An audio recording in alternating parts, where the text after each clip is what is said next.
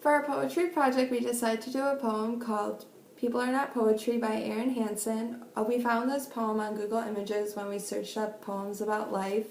We thought this one really stuck out to us because we think life is very important and we wanted to find a poem that stressed the meaning of that. And in particular, we really had a connection to this poem because it talks a lot about flaws and stuff like that, and us as teenage girls, we thought that we could relate to a lot that is said in the poem. You can write for hours on hours of all the things that you wish you could be, but the truth of the matter is simple. People are not poetry. And I know that you wish you weren't awkward, that sweet words could roll right off your tongue, but your time here's too short just to worry how each single sentence is strung. It's okay to be rough around the edges, to be bruised up and broken and scarred, but it's not okay to let people tell you that it's a reason to change who you are.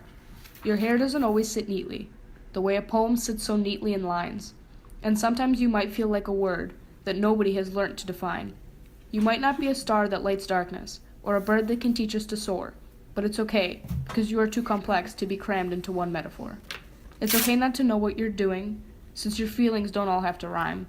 Through a poem one complete is internal, you have the freedom to change over time. You're much more than can ever be written. There's no title to say, this is me.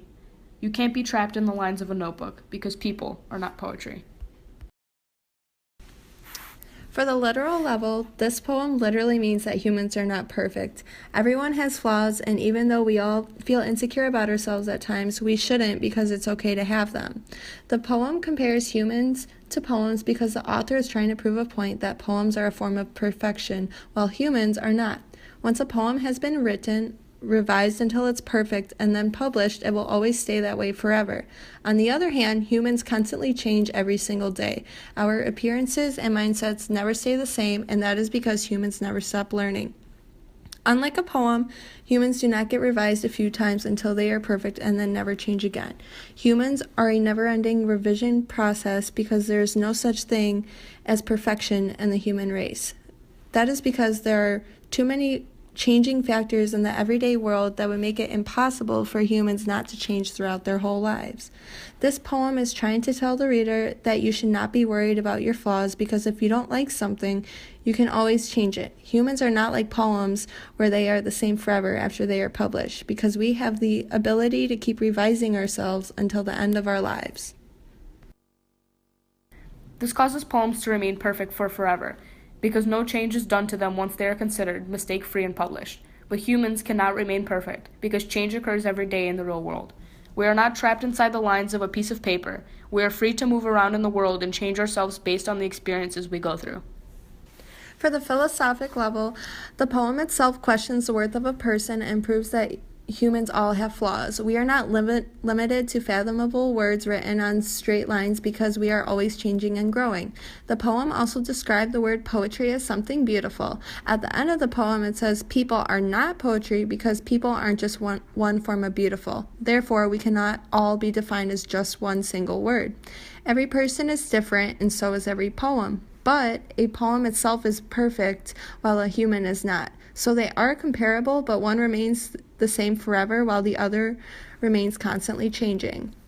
This poem meant a lot to Marina and I because as teenage girls, there is a lot of pressure for us to fit in with society. Beauty affects women the most, especially girls in their teen years, because we all want to feel pretty. Girls are always worried about their hair, makeup, and being the definition of perfect, while most men don't really care much about that. That's why we really related to this poem because teenage girls typically have a better connection to the meaning of this poem than most girls. On the aesthetic level, in our poem, there is a beautiful part that really stuck out to us. It goes, you might not be a star that lights in darkness or a bird that can teach us to soar, but it's okay because you are too complex to be crammed into one metaphor. This was important to us because the author is trying to express how humans aren't defined as just one thing. A poem is one thing, while humans are so much more. Humans are the most intelligent form of life.